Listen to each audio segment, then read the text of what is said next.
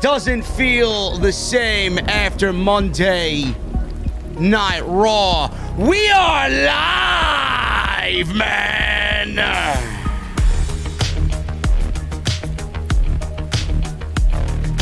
NXT tonight. I am reluctantly live to talk about the happenings on Tuesday night. We got a women's championship match tonight. Xia Li versus Raquel Gonzalez. The second week of the Breakout tournament tonight. NXT TakeOver 36 has been announced. August 22nd, to be exact. And did Karrion Kross show up after being buried on Monday Night Raw? Tonight we have the real reason why Karrion Kross was absolutely destroyed on Monday Night Raw. Grab your cold beverages, ladies and gentlemen. We're going to try and make sense of it all right here on the NXT Post Show on Off the Script.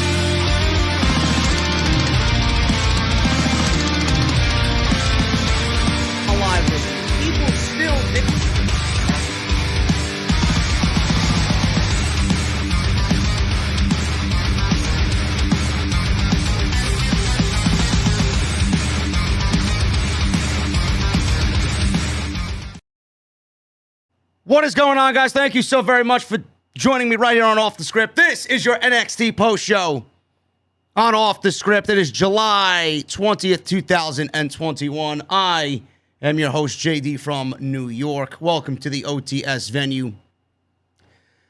I didn't think I was going to be live tonight, man. I was very close to making an executive decision on what I wanted to do, and I didn't really feel like even coming on here tonight. I was actually going to take the night off. And the reason why I felt that way was because following Monday Night Raw, I didn't really feel the need to watch NXT. And I don't want to distance myself completely from the entire brand because I love many of the talent on NXT. But I feel like after watching Monday Night Raw and watching what Vince McMahon and Bruce Pritchard did to Karrion Kross and what they did to Keith Lee, even though he's not an NXT superstar anymore, he might as well should be. What they did to Keith Lee last night. You know, it's really deflating for a fan base that wants to invest their time into watching everything and everybody on NXT. I don't think people really are looking at it in a serious way. I don't. I don't think that they're looking at it in a serious way, man. I don't think people really understand the magnitude of the creative decisions that we were given on Monday Night Raw. It was bad. It was some of the worst, I think, in recent memory. The community was split. The community was split today. You got people in the community saying he wasn't buried. You got people in the community saying that I don't necessarily agree with the way that he was booked, but Vince McMahon doesn't care about his undefeated streak. Vince McMahon doesn't care about NXT. Then you got some people saying that he wasn't buried, and they're justifying it around, what did you expect? Did you expect him to go to the main roster and automatically compete for a world championship and be thrusted into the main event scene? No. No, I did not. And I know better than to watch NXT and see someone like Karrion Kross get demoted to the main roster. More likely than not, in any case, it's just not Kross. I don't think anybody's gone right to the main event coming up from NXT. So I don't even know why that's even a discussion amongst people who are arguing with everybody who is saying that he's buried. I don't know why people are trying to find a way to justify what happened last night. It's much deeper than just him losing. It's much deeper than him losing his undefeated streak. He was the NXT champion. He was their brand's champion. I don't understand why this is so difficult for people to grasp. In no way, shape, or form. I'm not even talking about him being undefeated. Him being undefeated is just there. But he's the NXT champion. I want you guys to understand, and I said this word for word last night, for all the fucking idiots out there that are claiming, oh, well, what did you expect? What did you want? He's not buried. Really? Do you know what went into building this guy up over 2 years? 2 years. Johnny Gargano, Adam Cole, Tommaso Ciampa, Keith Lee, Oney Lorcan, Pete Dunne, Kyle O'Reilly, Kushida. How many guys has he beaten? How many guys has Triple H thrown in front of him and he has beaten to acquire that undefeated record? Do you not care about everything and all the resources and all the time given to Kross by his colleagues to get him to where he is? Only for somebody to take all that, and I wish I had a piece of paper on the desk here, I don't, take it as if it's a piece of paper, crumple it up, and throw it away. People seem to think that this is the right way to go about it. Either way you look at it, Karrion Kross was buried. Why was he buried? Why did he have his entire presentation yanked from him? Why was there no Scarlet? Why was there no smoke? Why was there no over-the-top entrance? Why did he get jobbed out to a, and let's be real, we all love Jeff Hardy, but he is what he is this year. He's a jobber. Why did he get jobbed out to a jobber in 2 minutes? A babyface, mind you, who used heel tactics to cheat and win. I don't know. I don't know what the reason is. But I got 2 different reports on what had happened with Karrion Kross. I'm going to read you the first one. And the first one is coming from Bill Body and the Dirty Sheets. So this goes to him. According to Dirty Sheets, Karrion Kross and a recent promo between Kross and Adam Cole is what started it all. During his segment with Adam Cole, if you guys remember, this was before the 5-way match at TakeOver in Your House. Kross and Adam Cole got into it, and Kross called Cole a little man. I want you guys to think back to that promo. It was the promo which Adam Cole conveniently added, and is probably going to live with Kross until the day he leaves WWE. You're nothing without your woman and your entrance and the big corporate machine backing you up. You're not special. Adam Cole then went on to say to Kross right to his face, you know what makes me special? When they ring that fucking bell. That promo. I know you guys remember it fondly. He called Cole a little man. Cole then went off on Kross and buried his entire gimmick, saying he's nothing without the company behind him, Scarlett, and his special entrance. Now, during that same promo, I'm not sure if you guys remember. There might have been a pull-apart brawl, but I do remember seeing Cole flee into the timekeeper's area. Kross looked pissed because Adam Cole threw a bottle of water, I believe, at Kross, and it might have hit Scarlett. I'm not sure if this was planned.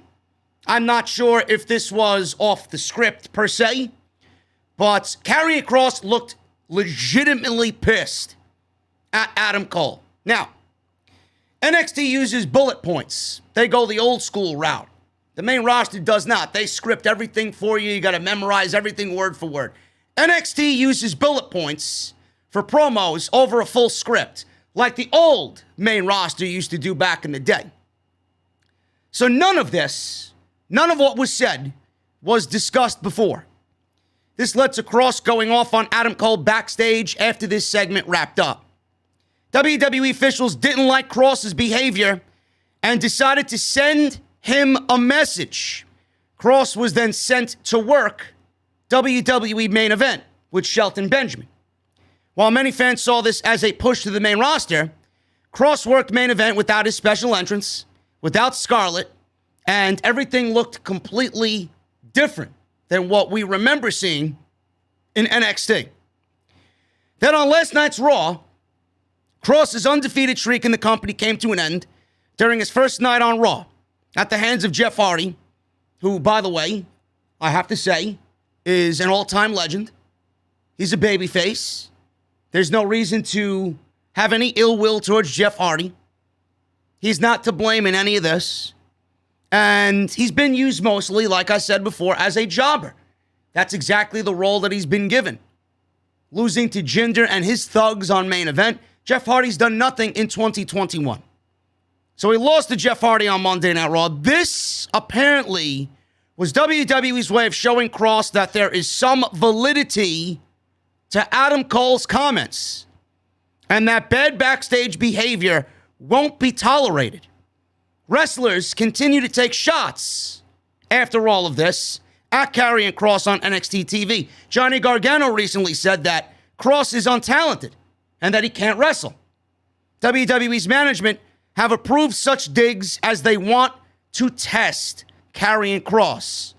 While there are still big plans for Kross, reportedly, Vince McMahon is very hesitant on giving him a major main roster push. That comes from Bill Body and the Dirty Sheets Patreon page. If you guys want more news like that, he's very good at what he does. And I think he's got some inside scoop that should be taken very seriously here. Okay? Now, I'm going to read you a different report from Wrestling Inc. that kind of is the complete polar opposite as to what I just read to you from Dirty Sheets.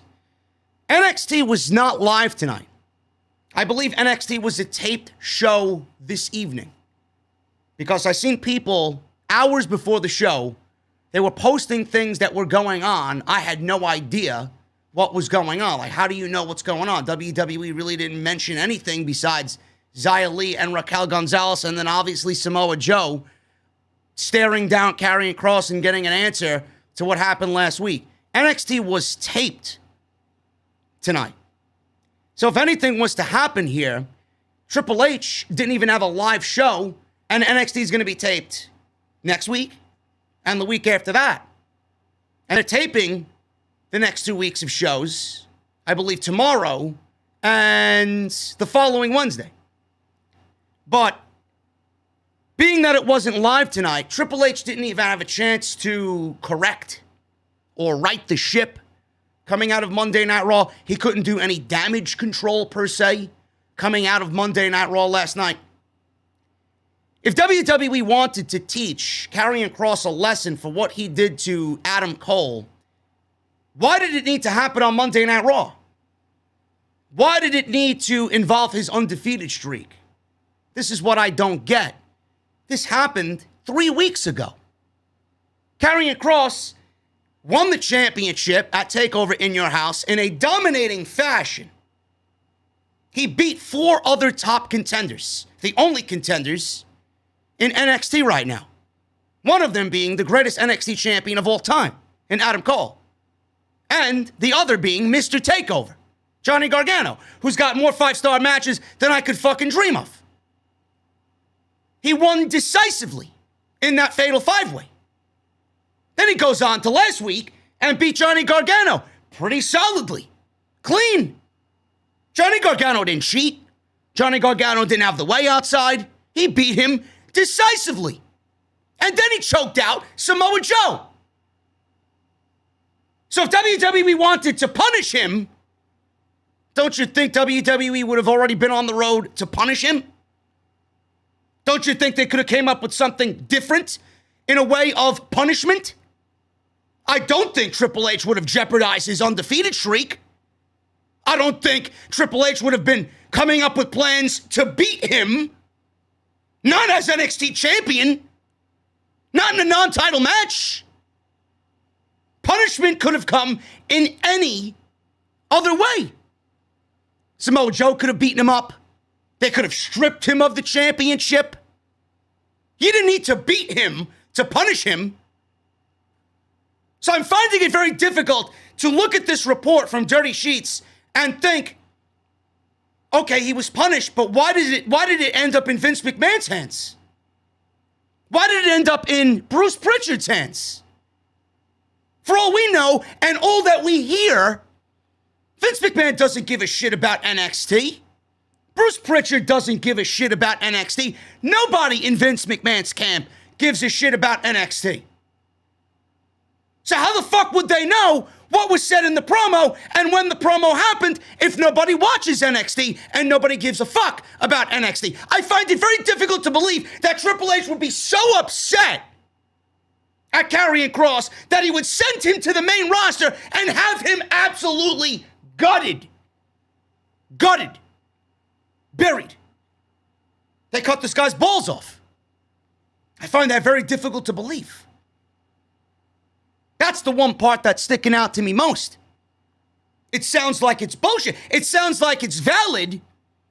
I don't disagree that there might have been some backstage heat on Kross. There still very well may be backstage heat on Kross. And there was an argument between Cole and Kross. I get that. It certainly came off that way on TV. I would not be surprised if they got into a backstage altercation. But did it really warrant a fucking punishment? Kross shouldn't have called Adam Cole little man. You know, I don't get this notion about Adam Cole being small. Who gives a fuck? If that's your only argument about Adam Cole, you may be the dumbest fucking idiot walking the fucking planet.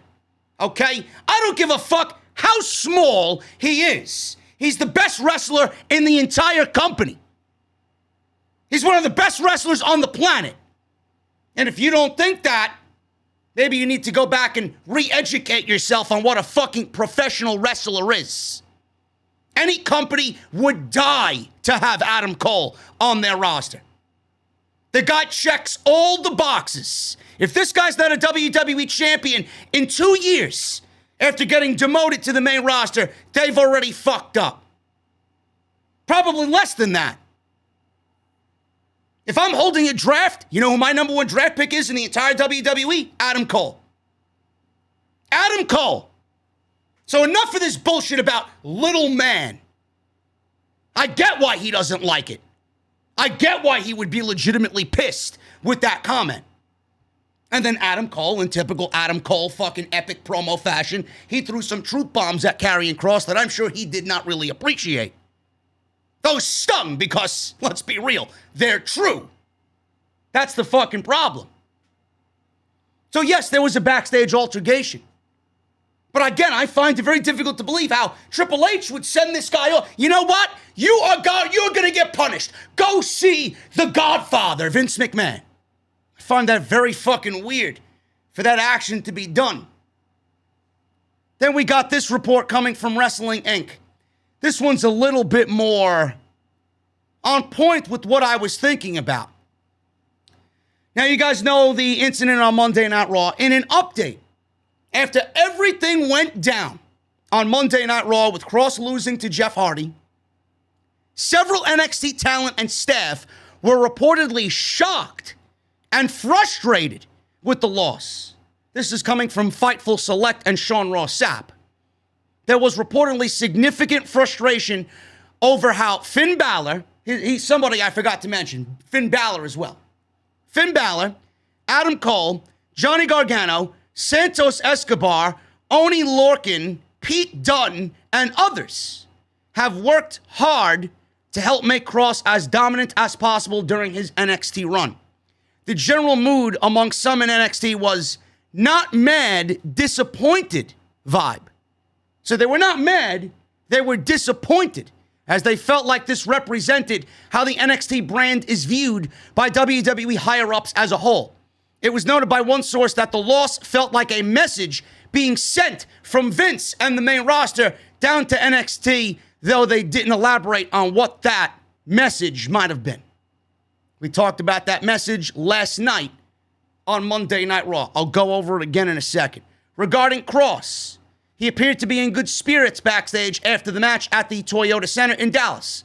One talent did note that Kross was put in a very unfavorable position, considering his spot as a protected talent on one brand and a new talent on another brand. There's no word yet on what WWE has planned for Kross now, but after tonight, it's seemingly looking like they're teasing Samoa Joe versus Karrion Kross for the NXT Championship, and all signs point to Samoa Joe taking the NXT Championship off of Karrion Kross, which is right now, in my honest opinion, a foregone conclusion. We don't have to worry about him losing for the first time. We don't have to worry about Samoa Joe coming out of quote-unquote retirement or wherever he's coming from to beat Kross. He's already lost. So if Samoa Joe is the guy to beat Karrion Kross, by all means, give the title to Samoa Joe. Kross is damaged goods. He doesn't have that appeal anymore. He doesn't have that appeal at all anymore, period. But what I find funny is all the people arguing with every other person who said he was buried on social media.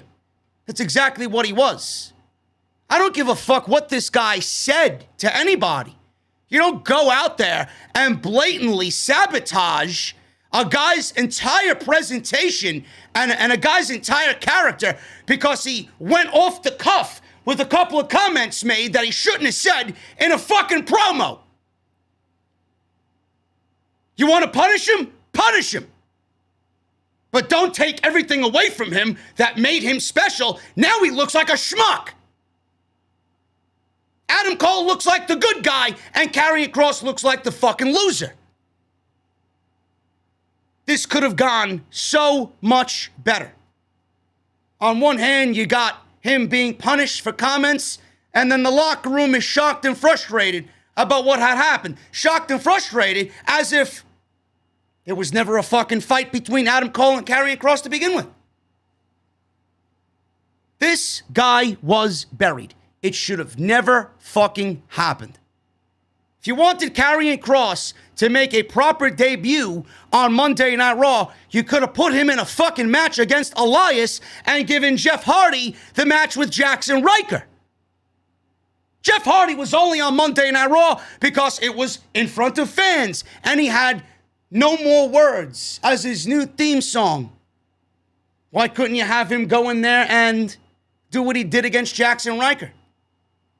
Why couldn't you give Kross Elias and have him squash Elias? Elias is a nobody. You know, the one thing that I fucking hate and the one thing that I don't understand is people trying to justify this and trying to make it right and trying to deviate some fucking weird, bizarre storylines to come out of this. Let's call a spade a spade. The guy was buried. The guy was castrated. He was fucking strung up on the cross, legitimately, and fucking hung out to dry. This guy is an NXT champion. I don't give a fuck if he was bumblefuck, whatever, promotions champion.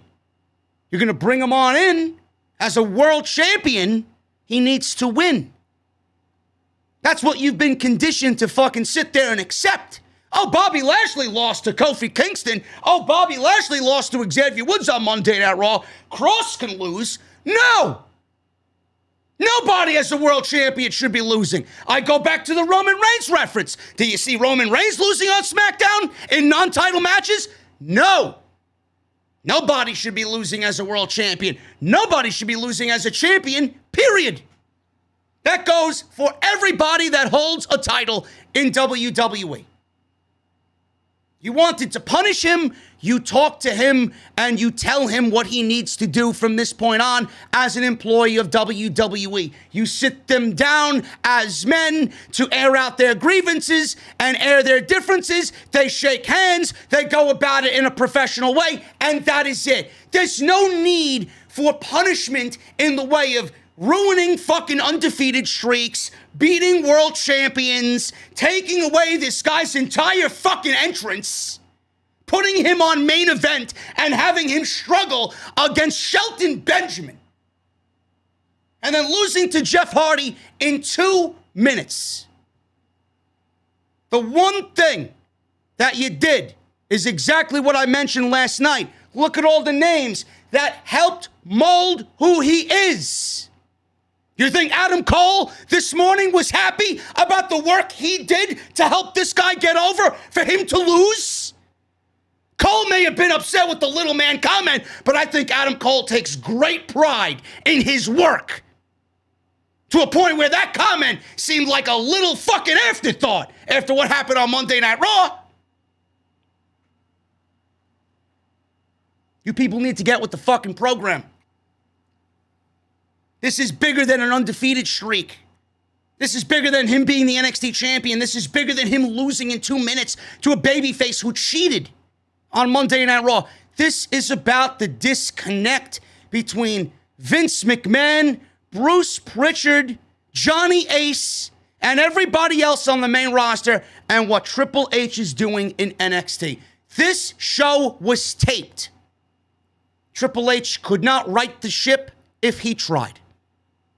Triple H has no say on who stays or who goes. The Dirty Sheets report comes off as bullshit. Was there a fight? Yes. But Triple H didn't send this guy off to get punished on the main roster. Nobody inquired about Kross and his fucking punishment in NXT on the main roster. Triple H had no say in where this guy went. Vince wanted him, and that is it. Vince did what he did because it sent a message. They said it felt like it was a message sent from the main roster to NXT. You know what the message was? Everything you guys are doing down there is making us look bad, or has made us look bad. Not so much now. But 4 years ago, you don't think they remember? How many times were those takeover shows trending on social media? How much momentum did Triple H have coming out of those shows, being led by Black and Ricochet and Velveteen Dream and Adam Cole, Matt Riddle, Johnny Gargano, Andrade, Tommaso Ciampa, the Viking Raiders, the Street Profits, the golden days of NXT, the golden days at Full Sail University.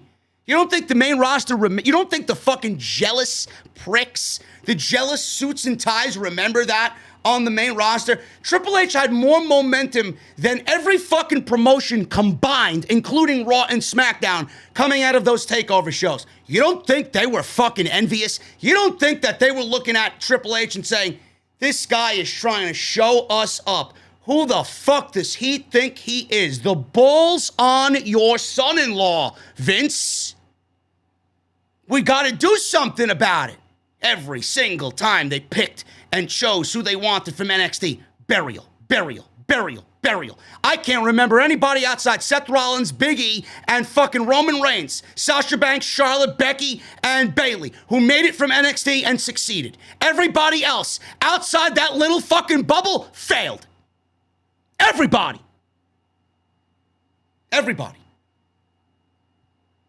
If you don't believe me, I don't know what to tell you, man. You need to open your fucking eyes. You got to open your eyes. The disconnect all stems from jealousy. Because it doesn't make any sense. If this was a business, then WWE would be thriving with fucking superstars. I'm tired of hearing, WWE doesn't want to have another superstar because they're afraid that they're going to go on and be the next John Cena or go on and be the next Rock.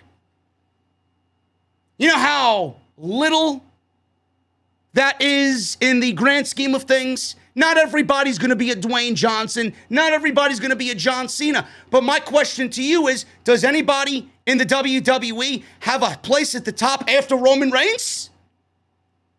Because I can't come up with anybody. But Triple H keeps churning out talent after talent after talent.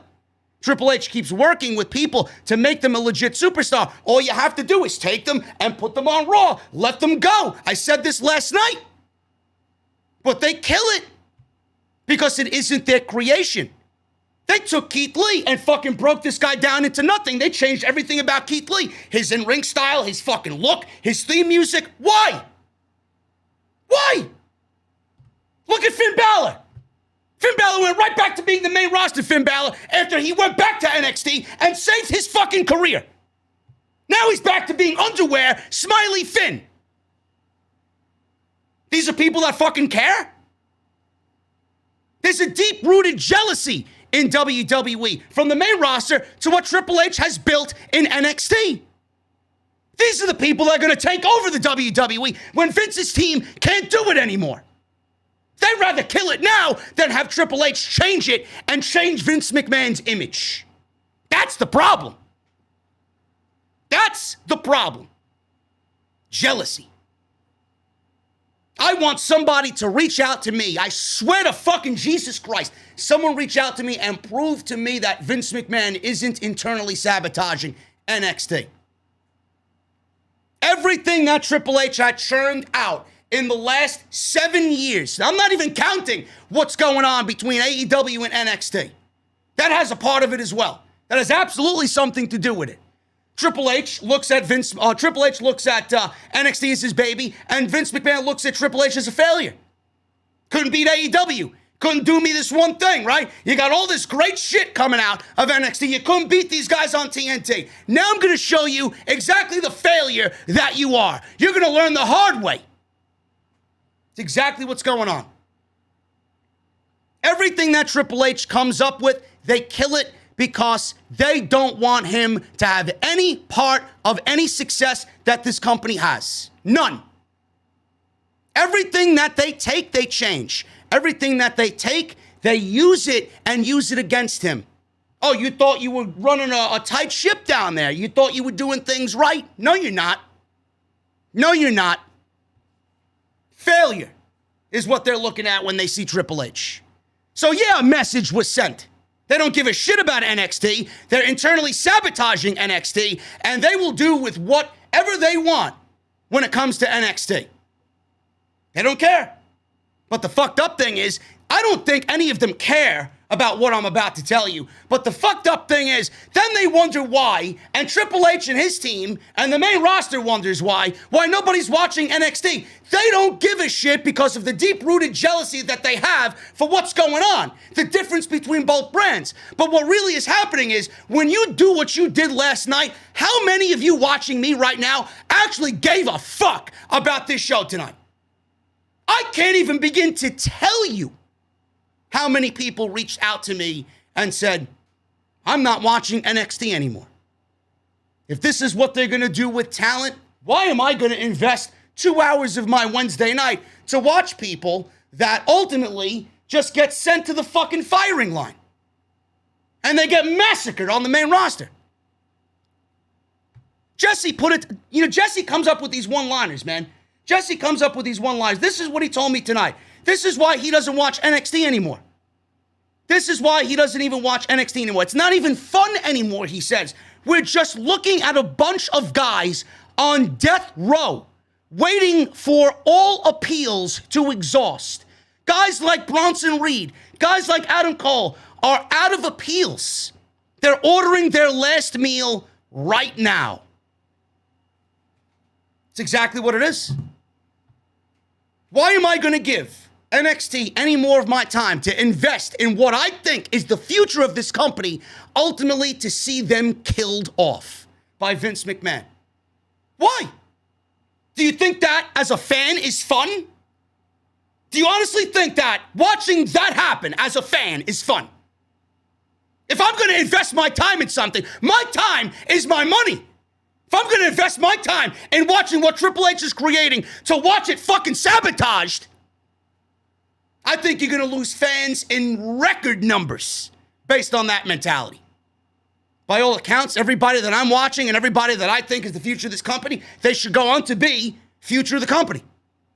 This company should be set for the fucking next 50 years with the fucking talent that they got.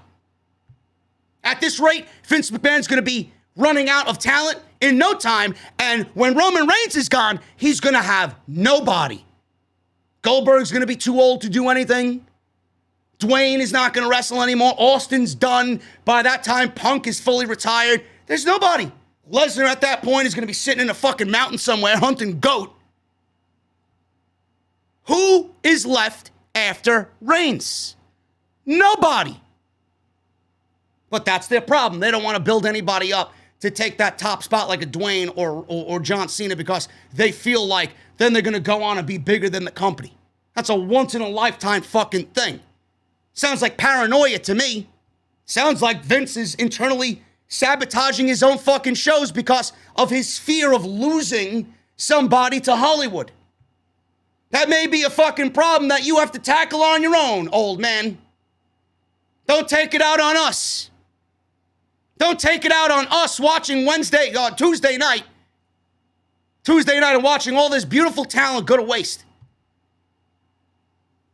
Karrion Kross was punished? I don't buy it. I don't buy it.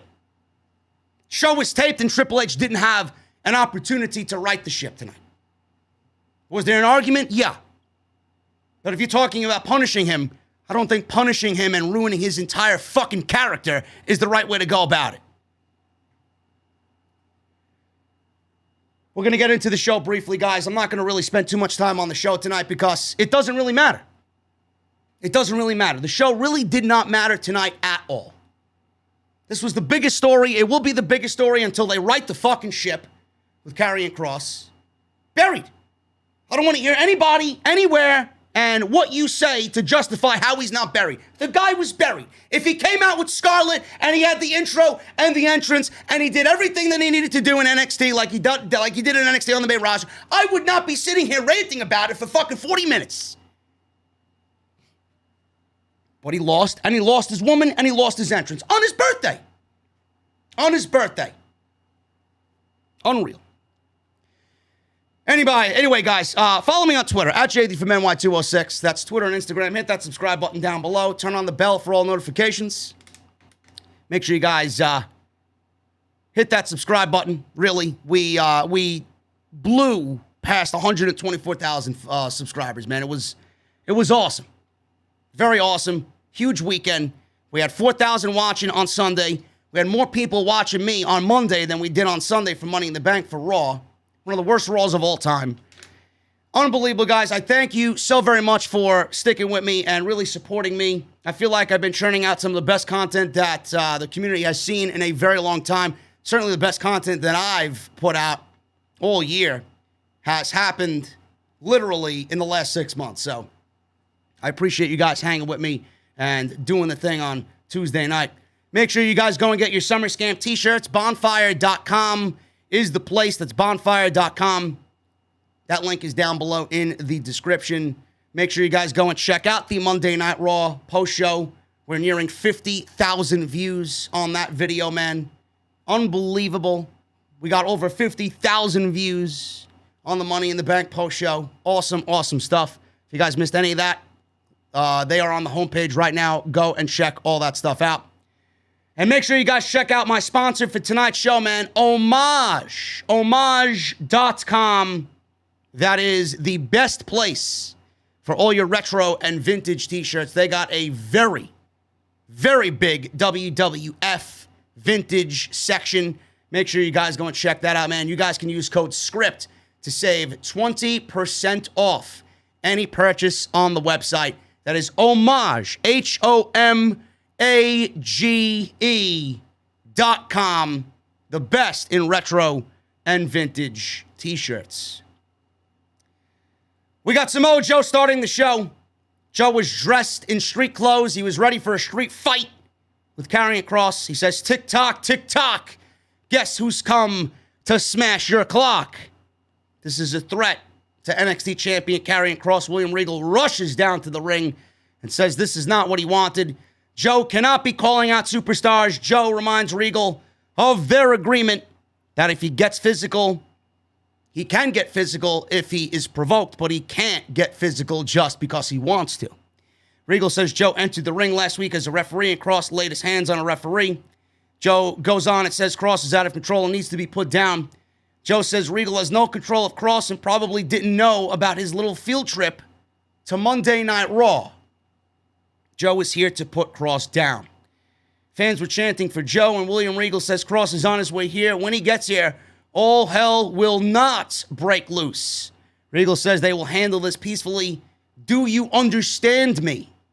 Fans are chanting, let them fight, let them fight. Joe says because of his respect for Regal, he can guarantee this will be the end of this tonight, but he can't guarantee it will end peacefully and someone is going to sleep tonight. Excellent. Excellent segment, as always, by Joe and William Regal. It set the tone for what happened at the end of the show, and I enjoyed it very much. So it looks like we're getting Joe versus Kross at TakeOver 36. Whether or not it will be a title match or an unsanctioned match, don't know. I don't know what's going on or what the plan is. If Kross is really going to Monday Night Raw, if he's there to stay, if they're just now booking a way to get the championship off of him, it really doesn't matter. By all accounts, Joe is going to be the new NXT champion, and Joe, it doesn't really matter about his undefeated streak. Joe can beat him as many times as he wants. He already lost. So by all means, beat him. It's not an issue anymore. Diamond Mine. This was Tyler Rust and Roderick Strong against Kushida and Bobby Fish. This was a fun little tag team match here. And Diamond Mine was a group that formed about 3 weeks ago. So I figured that they would be winning matches right out of the gate, but not on this night, man. Not on this night. We go through commercial break. The heels were beating up Bobby Fish until Kushida made a hot tag. Kushida ran wild. Rust tried to stop Kushida by cutting him off. They went on and traded strikes and palm strikes and kicks. Rust struck with a swinging neck breaker.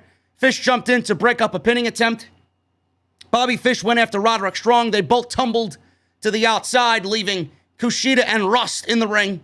Kushida with the flying elbow off the top rope to the arm of Tyler Rust. Kushida followed up by punting his arm. Rust tried to counter, but Kushida ended up countering with a flying body scissors.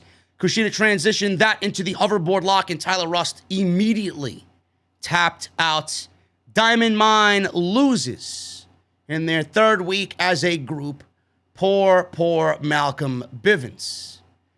Now, I know I shouldn't make a big deal about this. I'm really not.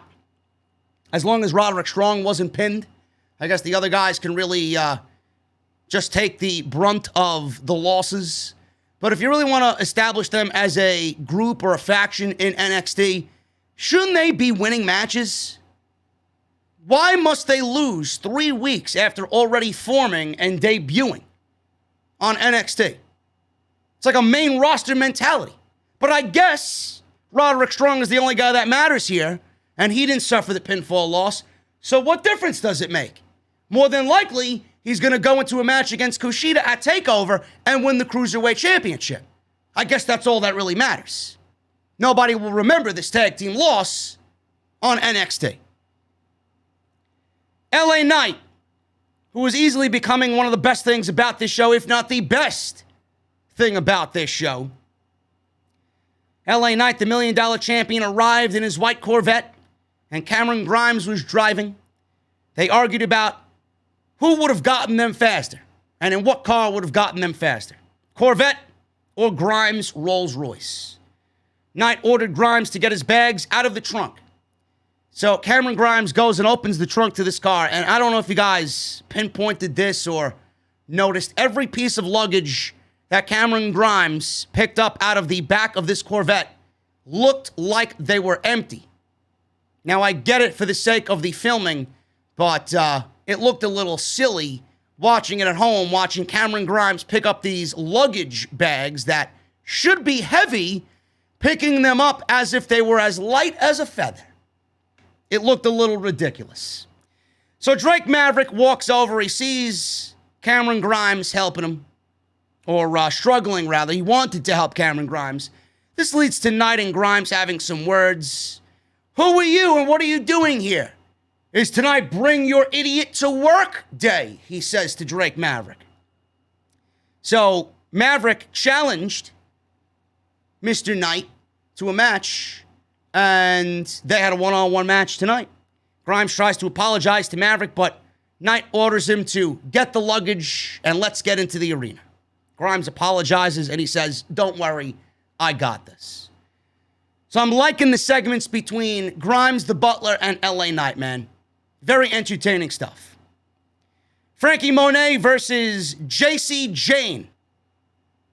I guess WWE didn't realize that they had someone on the roster named Caden Carter, whose name was before Lacey Lane. It's almost as if they're not trying at all, folks. Not trying at all. Frankie Monet wins here. Don't know why anybody would expect her to lose. This was not really a squash, but kind of a squash at the same time.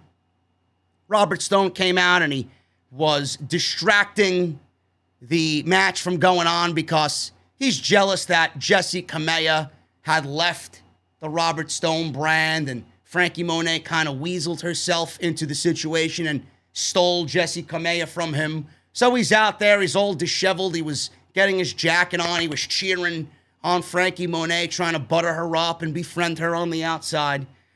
So Mandy Rose comes down during this match. Still no word on why Mandy Rose is there. No word on Aaliyah. Nothing. We got no word about Mandy Rose on Monday Night Raw. No word about Aaliyah on NXT. No word about Mandy Rose again showing up for a second week on NXT. No explanation. You figure that you might get an explanation out of all this because she's from Monday Night Raw. What is she doing on Tuesday night? Somebody's got to give me an explanation. Oh, just let it happen. Patience. It's long-term storytelling. When you make something like that happen because of the brand split and the draft, you need an immediate explanation. You just don't have somebody show up because, as we know the rules, there's a brand split in place. I don't know. I wish WWE would say something. So Monet was distracted by Rose being at ringside. This allowed Jane to make a comeback on Monet. Jane gets a 2 count after a neck breaker. Monet, she stopped Jane from any more offense. Monet then executed a, I guess, what does she call her finishing move? The Glam Slam? That's exactly what she did. Got the 1, 2, 3, and that was it. Frankie Monet wins over JC Jane with Mandy Rose, and no explanation as to why she is on NXT. Wade Barrett, he interviewed Mr. Bronson Reed, who is next in line for a burial on the main roster. So Bronson Reed sat down with Wade Barrett, talks about how losing the NXT North American title to Isaiah Swerve Scott hurts big time. It should. It should. He's taking it rough, and he's not okay with letting everybody down. Reed says he's going to fight harder than ever before, and he's wrestling Adam Cole next week. Wade Barrett asked about this, and Reed says, why not fight the best? Reed says Cole ran his mouth last week, and he shut him down. He says the same thing will happen next week, but this time he will finish the job. Mackenzie Mitchell was backstage interviewing Johnny Gargano and Austin Theory. This was about last week's loss to Karrion Kross and the NXT Championship match. Gargano is taking the loss rough, but he's okay. Kyle O'Reilly then walks into the promo, mentions how Theory has had some words for him on Twitter. Kyle challenges him to a match for later tonight. Gargano then tells Theory, listen, you got yourself into some trouble here, and I'm not going to be out there with you. You got to get yourself out of this one by yourself. Gargano says Theory is on his own. He tells Theory to go get him and gives him some encouragement. So Theory is a bit confused by this, and he doesn't know what to take of Johnny Gargano not being out there or willing to be out there with him against Kyle O'Reilly. This was easily the best match of the night. Kyle O'Reilly and Austin Theory. These guys went at it. And every time I look at Austin Theory, man, I look at somebody that's getting better and better and better. There's no reason why this guy should not be a huge piece of WWE's future, man. He's got everything you could possibly ask for. His promo work, I don't know yet. He's got the look. He's got the size. He's got the in-ring ability. He almost is at that point where he's checking everything off those boxes on what you need. I don't know why you look at Austin Theory and don't think that this guy could be a huge part of WWE's future. This was a great match with Kyle O'Reilly. O'Reilly's great. We know he is. And that might have been the reason why Austin Theory had a great match. But Austin Theory is great in his own right. He didn't look out of place at all in this match with O'Reilly. So they went at it. We went through a commercial break with Theory working over O'Reilly. O'Reilly was fighting back when we got back from commercial break. Theory, he stopped O'Reilly's offense. O'Reilly fought back, applied a heel hook. They managed to get to the ropes, or Theory did anyway, to break the heel hook. Theory with a rolling fisherman suplex for a 2 count. But a small comeback by O'Reilly with some flurry of offense. Theory cut him off, delivered a Blue Thunder Bomb for 2.5. Always a great looking move, that Blue Thunder Bomb. Ushi-Goroshi by Theory. Got him another near fall. Theory went to go use the ring steps, but O'Reilly kind of stepped into play here and snapped all over Austin Theory. O'Reilly hulked up here. He went crazy on Austin Theory. Kicks, strikes, kicks. O'Reilly was going to town. O'Reilly off the top rope with bombs away, his flying knee drop. And O'Reilly dropped the knee right on Austin Theory's leg. And then a submission move followed that, and Theory tapped out.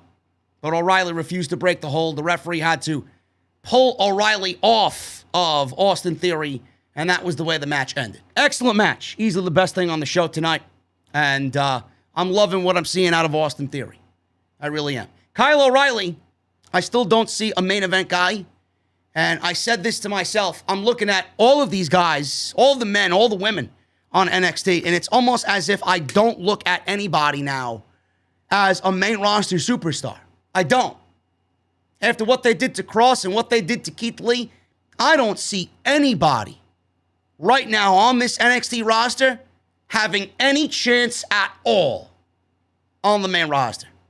If I'm Kyle O'Reilly, if I'm Adam Cole, I am hiding for the rest of my WWE run. So that when Vince wants to come picking who he wants on NXT, he doesn't even realize that they're there. Everybody will be doomed if they go to the main roster. We got Legado del Phantasma and a Mariachi Madness musical. This was nothing more than a way to counter Hit Row's Cypher a couple of weeks ago. This was very main roster-ish. I didn't really care about this at all. But we got mariachi band members in the ring, and Legado del Phantasma is out. I love Santos Escobar. I think he's fucking great.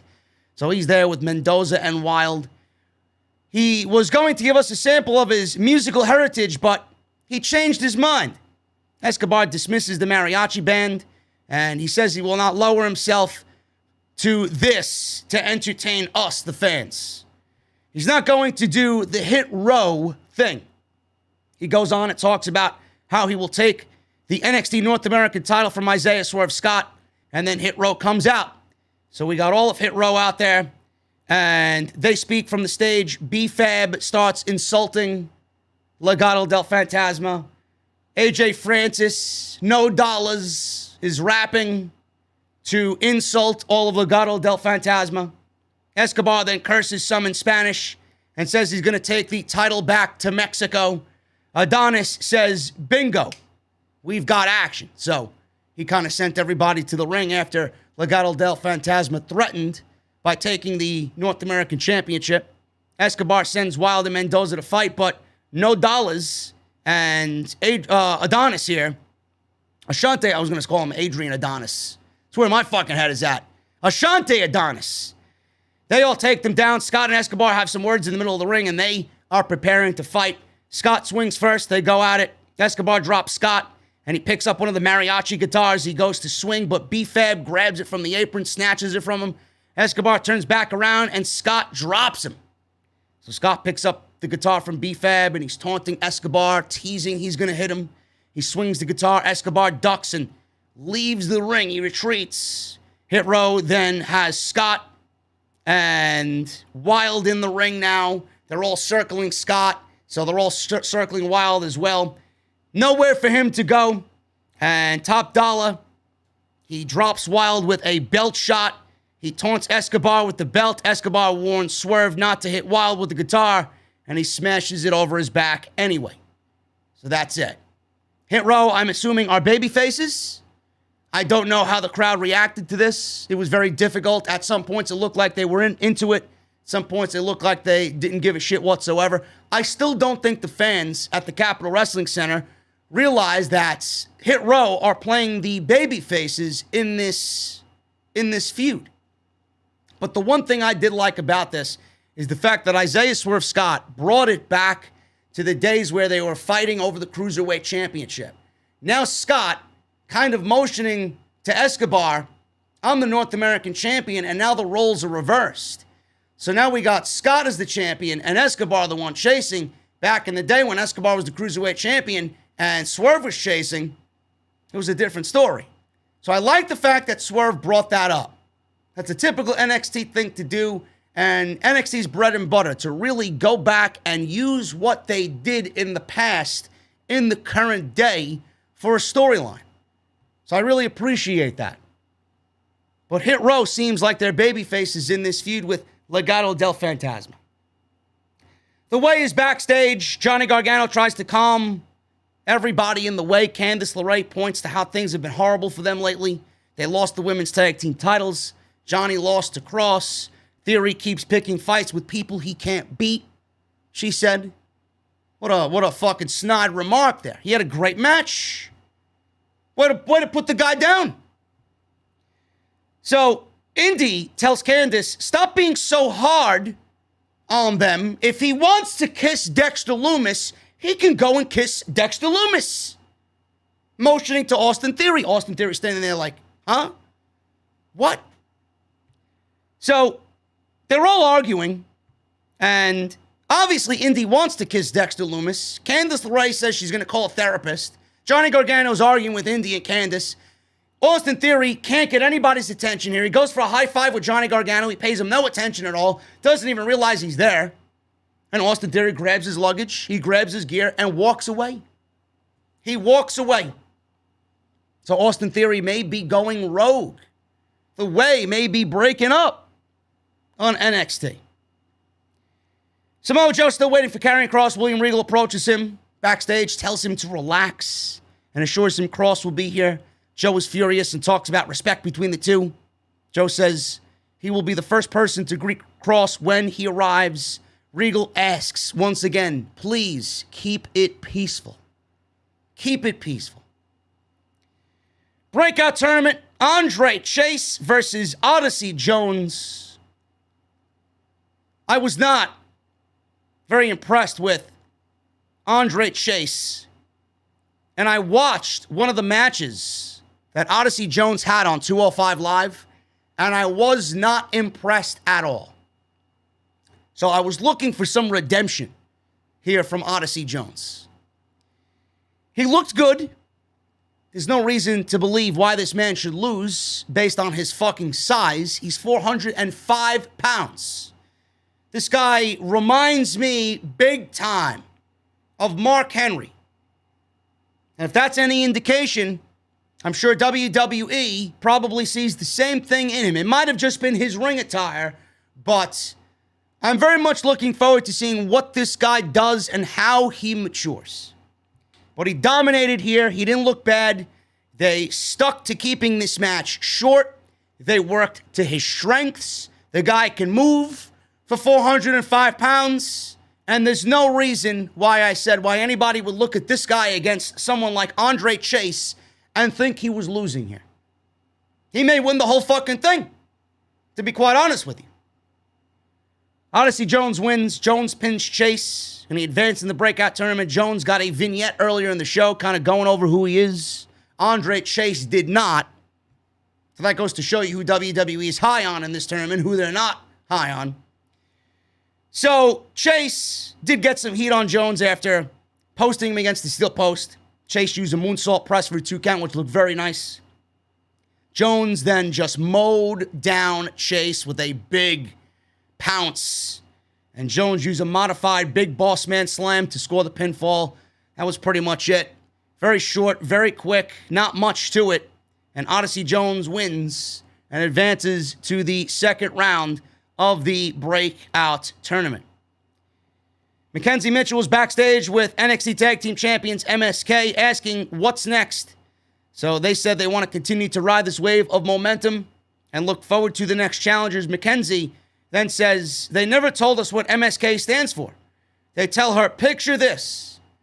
In Dayton, Ohio, 2015. And then all of a sudden, we go to an Imperium, Marcel Bartel and Fabian Eichner promo.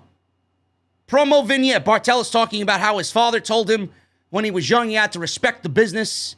The mat is sacred to both he and Fabian Eichner. They go knocking the rest of the tag team division, how they're nothing but bums, and how they don't respect the business. They are here to preserve the purity of the sport by any means necessary.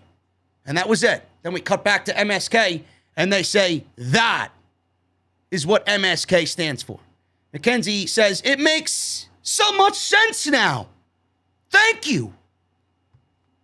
You know, promos like this and teases like that are not really going to win over fans as far as MSK is concerned. All this did was make me look at Imperium and say, that's who should be the tag team champions. If they're building towards Imperium and MSK, Imperium needs to win those titles back. That's all I'm saying there. Pete Dunne and Oney Lorcan, they were backstage. They talked about Timothy Thatcher and Tommaso Ciampa stepping to them last week. Dunne says he's been calling everyone out, daring whoever thinks they are better or a better mat wrestler to step up. And last week, Thatcher and Ciampa finally did. Dunne challenges them to a match next week. Lorcan says he's down for a match as well. So they want to see how tougher Thatcher and Ciampa really think they are. So Thatcher and Ciampa, they have a match with Lorcan and Dunne next week. That should be really, really fun. LA Knight versus Drake Maverick. Drake Maverick gets a surprise shock victory over LA Knight. And this was because LA Knight was more preoccupied with Cameron Grimes on the outside, holding his $1 million championship in the air.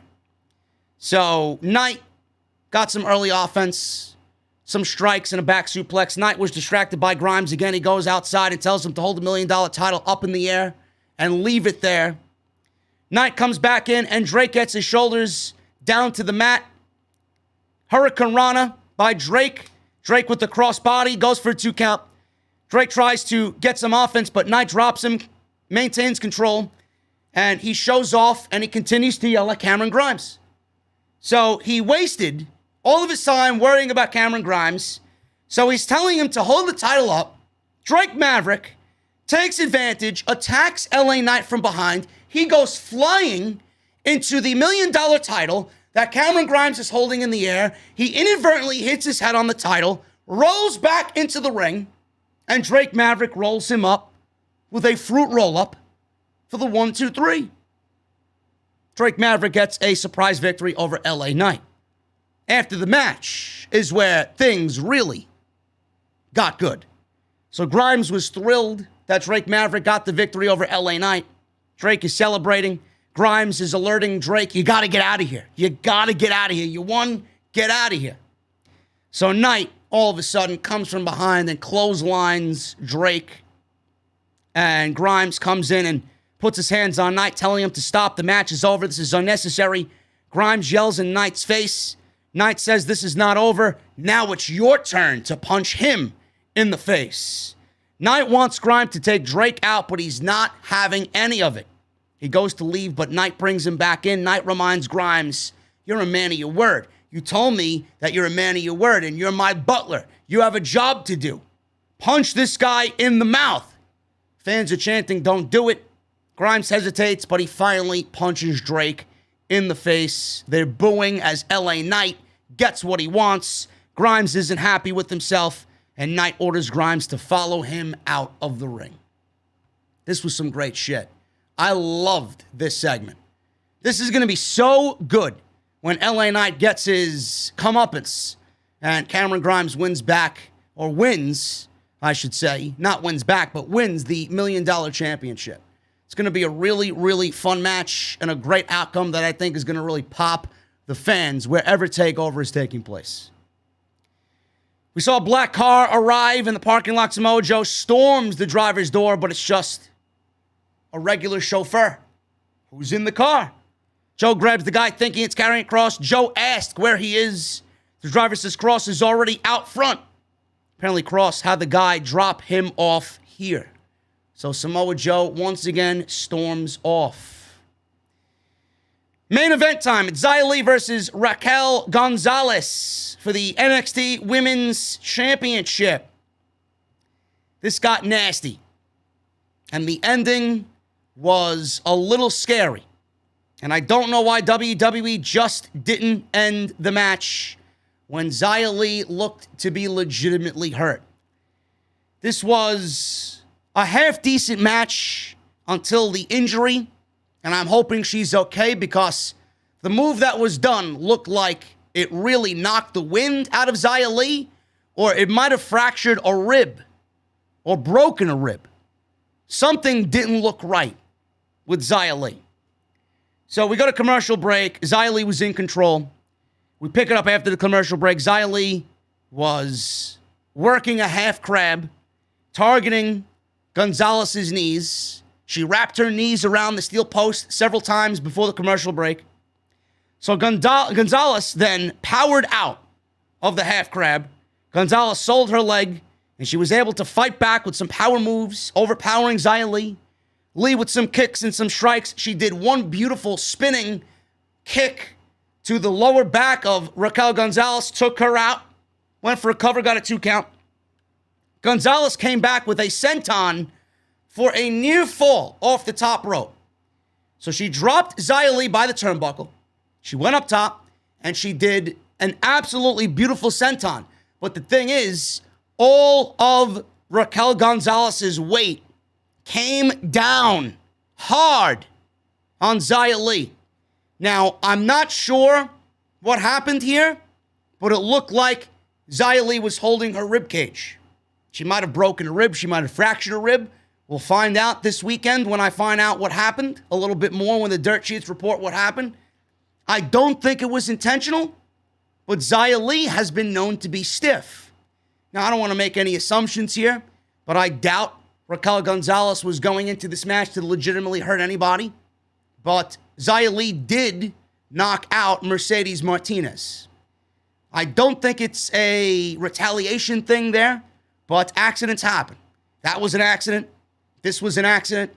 So some people were probably, wondering what was going on. And it has nothing to do with a retaliation thing of sorts. Xia Li's been very stiff with a lot of people. She broke, I think she broke Aaliyah's nose couple of years back as well. She's been known to be very stiff in the ring. So I find it very weird that she finally got something done to her, and it happened in this championship match in this manner. The senton knocked her out. Gonzalez went for the cover. Xia Li didn't even kick out. She put her hand in the air almost as if she was just trying to tell the referee, I'm hurt, I'm hurt. Match stopped. Referee had to pull Gonzalez off of Xia Li, told her to sit in the other corner. We had trainers and the doctor came over to check on Xia Li. She didn't move for a little bit. She was holding her rib cage. She looked like she was breathing heavy or having trouble breathing. And the match continued. The referee and the doctor said she was good enough to finish the match. Went right to the ending. Raquel Gonzalez's powerbomb, 1, 2, 3, and that was it. She retains the title. I don't know why Xia Li was in this match to begin with, but Xia Li retains. Or Raquel Gonzalez retains the title. I don't know why they just didn't stop the match. The match was illogical, A, and B, I don't think anybody would have really cared if the match stopped. Why are you going to have this woman clearly hurt continue the match? You should have just ended it. If this was the outcome and Raquel was going to retain the title anyway, just end it. Call it. The move was devastating enough to a point where you could have ended it on that move. Raquel Gonzalez retains the championship. Don't know what she does going into TakeOver 36. Samoa Joe calls out Karrion Kross. He stormed to the ring calling out Kross with Raquel celebrating on the stage. Come out and play, Joe yelled on the microphone. Oh, where is my young champion? Samoa Joe says. Joe vowed that there would be a reckoning, and Joe wanted to kick Kross's ass. Kross appeared on the video screen saying this is not the same world that Joe remembers, meaning when Joe was in NXT, when he was in NXT. This is a different NXT. Kross said this is his world now, and Kross says he is the new beginning. And Kross went on to say he is the way of the future. Now, Kross held up the NXT Championship belt. He says, when I hold this up, this means I go wherever I want. He can also hurt whoever he wants. The camera slowly panned down, and we seen William Regal knocked unconscious in the parking lot of the Capitol Wrestling Center. And Kross left Regal there. He got into his Dodge Charger, and he sped away. Samoa Joe running from the ring to the entrance of the Capitol Wrestling Center, running right by William Regal, looking to chase Karrion Kross down. And then before leaving, Kross asked, who provoked who? So there you go, man. They're obviously building towards a match, and I think this was beautifully played out the way William Regal didn't want. He didn't want Samoa Joe to do anything to Kross. With Kross now pretty much sealing his fate, he knocked William Regal out unconscious. He laid him out. William Regal next week is going to show up and give Joe the okay to go do what he has to do with Kross. And we may even get a match out of it. William Regal says, listen, just for the sake of causing, some peace here, just for the sake of maintaining some peace here, I'm going to give you what you want. You want Kross? I'll give Kross to you at TakeOver, and I'll put the NXT Championship on the line. You beat him, you're the champion. And if you beat him, Kross is gone. Kross has to leave NXT. That looks like what they may be doing with this entire situation, because after his 2-minute loss to Jeff Hardy, I see that being, A, his burial, like we talked about, but it also is going to indicate where they're going to start him off on Monday Night Raw. And he can't do that and do NXT at the same time because the two worlds aren't going to mix. So this looks like it may be a championship match, and if Kross loses, goodbye. We don't want anything to do with you here on NXT ever again. That's happening at TakeOver 36. That's the possibility, and that is happening on August 22nd. Sunday after SummerSlam on the 21st. That is all I have for you with the NXT post show, man. We're going to go into the super chats in just a second. I appreciate you guys joining me right here on the show. Make sure you hit that thumbs up. Let's try for 750 likes. If you guys want to do that, please make sure you do that. Hit that thumbs up. We are 150 away from 750, so please hit that thumbs up. It greatly helps out the channel and the live stream when it publishes to YouTube. Hit that subscribe button down below and turn on the bell for all notifications if you have not done so. Make sure you guys go and check out all the content on the homepage Off the Script 383, Money in the Bank, and Monday Night Raw. All of that is on the homepage. Go and check it out. Go check out my sponsor for today's show, man, Homage.com. That's Homage. Go check it out, man. And if you want to see something on there you like and you want to make a purchase, you guys can save some money. Use code SCRIPT. You'll save 20% off your entire purchase. Let's go over the Super Chats, man. Let's start at the top here. We got Reese with a $4.99 Super Chat. JD, if Raw is the worst show, what does that make NXT? Better yet, what does that make Impact?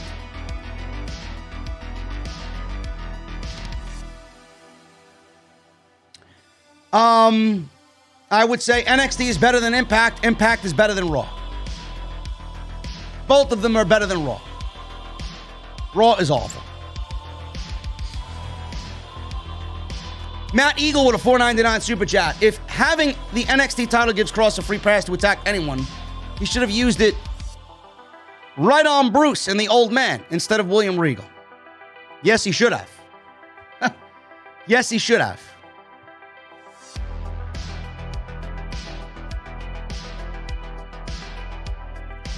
Mr. Cake with a $2 Super Chat. A very wind out of the sails show tonight on NXT. Yeah, Mr. Cake, it was pretty boring.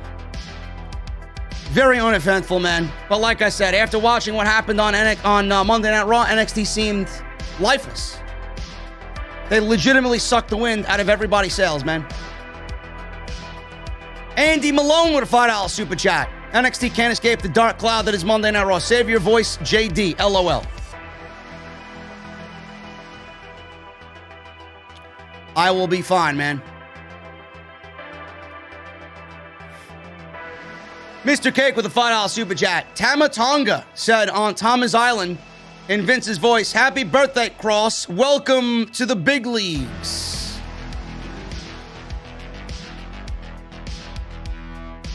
Captain Solo, and they know what's going on.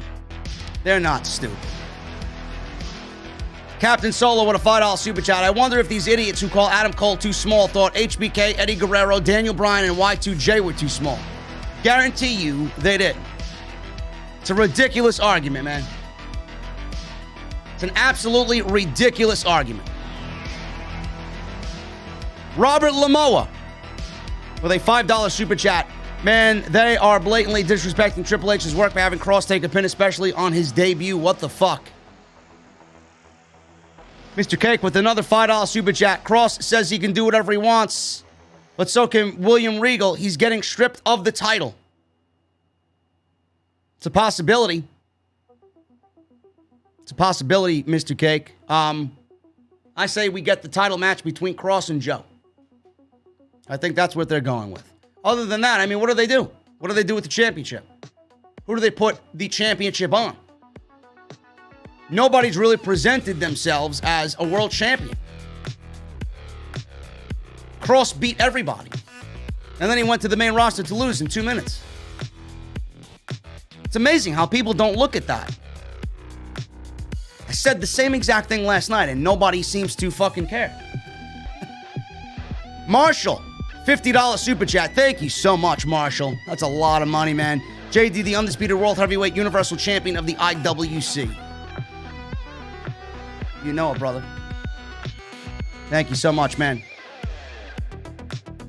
Mr. Cake with a $5 Super Chat. My thing is NXT is a third brand, but why don't they let NXT tour? I see people excited to see it back at Full Sail, but it's outgrown Full Sail.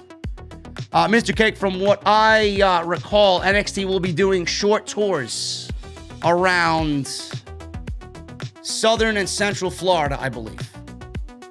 So that's what I think they're going to be doing once WWE gets back out on the road. Could happen as early as the end of July for NXT. Francis Loop, $5 Super Chat. BC said it best. Your character is your character, and your spot is your spot, and you should protect it at all costs. No Scarlett, then no Karrion. 1,000% agree.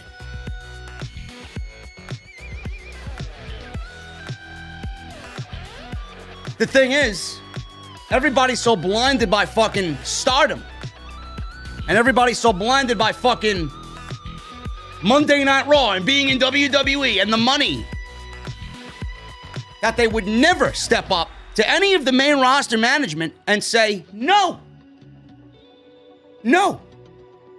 This is what we work on. This is what I perfected. This is what I need to be.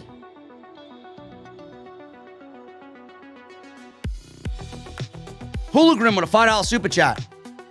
When you are ready for bed, as you kneel at your bedside to say your nightly prayers, remember to remind the man upstairs, fuck Bill Goldberg. It's another argument that people have with me today. It's a money match. It's a money match with Bobby Lashley. What does that mean? What money match? The show is sold out. Yes, it's a money match until Goldberg goes away and their ratings go back to being a 1-6, which, by the way, Monday Night Raw didn't even get a 2.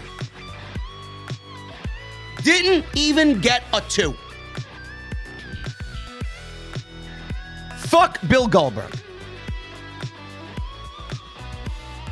Mr. Cake with a $2 super chat. Thoughts on Vince declaring war on the IWC? Is that what he did? How did he do that?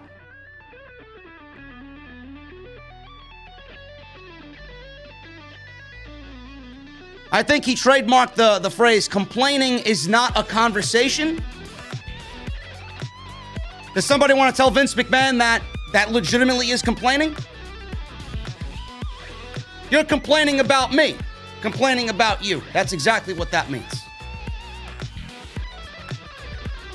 Yes, let's have a conversation on why your fucking creative sucks and how you need to be removed.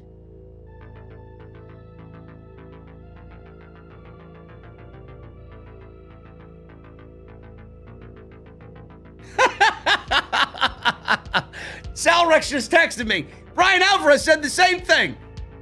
Is Vince aware that complaining is not conversation, in fact, complaining? It's exactly what it is.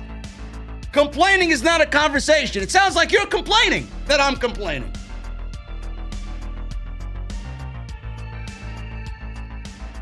Desmond Dukes with a $100 super chat. Desmond, brother, thank you so much, man. JD, he says, you truth-telling son of a bitch. Let all the clowns know you're alpha blood and showing no mercy to the WWE eliters. Keep telling that truth and opening eyes. You are the very best in the IWC. Thank you, Desmond. You fucking beast, bro. Thank you so much, man.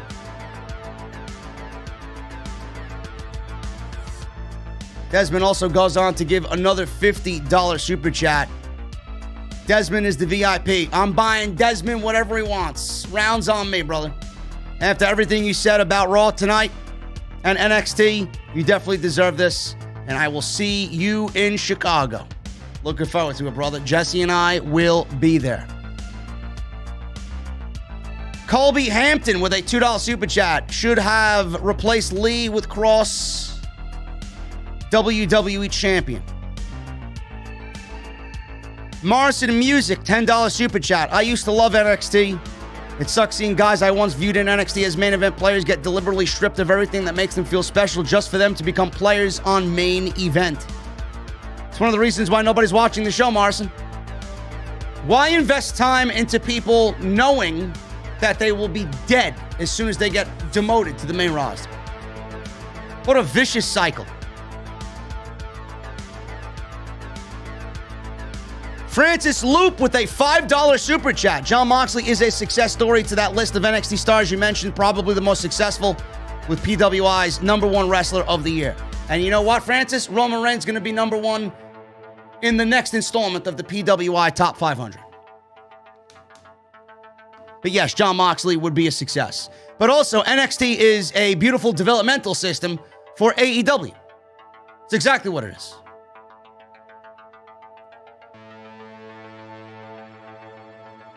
Mr. Cake with a $2 super chat. Kross being a Challenger guy. Your thoughts? Listen, man, I love a Dodge Challenger. Was it a Challenger or a Charger?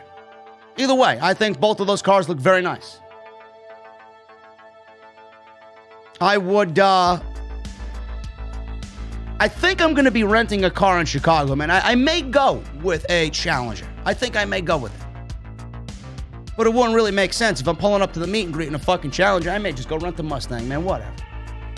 Listen, if I have enough funds in the bank account in a couple years, I could see myself getting one. Looks good. He looks good in it. Furious Nation with two $5 super chats. What's up, JD? How are you doing, bro? Tired. Thanks for asking.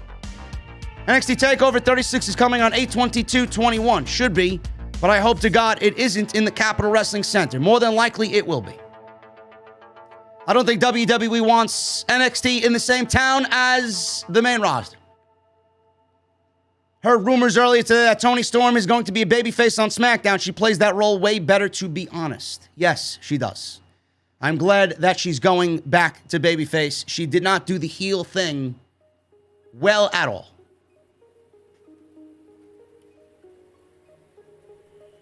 Guys, I'm about to get out of here, man. I'm about to get out of here. How about we do some Call of Duty on the second channel? Would you guys like that? Hop into some Cold War for about a couple hours. You guys can continue the conversation over there. I think that's what I may do, man. But I appreciate you guys joining me on the podcast tonight. Thank you so much, man. We had almost 1,700 people in here. I appreciate all the support you guys have given me, man. I think I've been turning out some great content lately, and I love that you guys have been so appreciative and supportive. Mr. Cake with a $5 super chat. JD, do you have anything strong and fruity in the venue?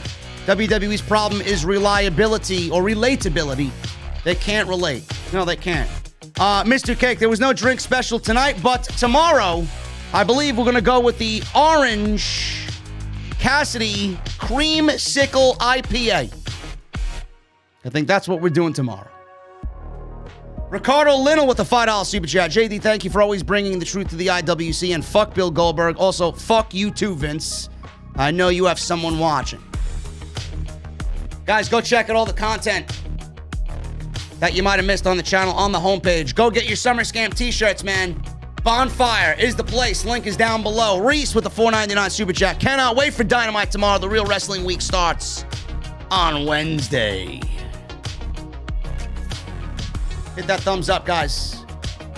Hit that subscribe button as well. Like I said, bonfire.com. Get your Summer Scam t-shirts, man. Tonight's the last night. Tonight is the last night. You may have only minutes. Go do it. And follow me on social media, man, at JD from NY206. That is Twitter and Instagram. I will be back tomorrow live with Jesse. Fyter Fest Night 2. We're going to cover it all right here on the podcast. Guys, I'm getting out of here, man. I'm getting out of here. Windows are down in the Mustang. I'm looking at it right now, man. Windows are down in the Mustang. It's ready to go. I'm about to hit the highway. I need two things from you. Number one, give me those guitar emojis in the chat. Number two, that music you're listening to right now, that beautiful guitar solo coming on by the one and only Pilot, I need that music on max. I'll see you tomorrow night with Jesse right here on Off the Script for AEW Dynamite Fyter Fest Night 2. And fuck Bill Goldberg. I'll see you guys later.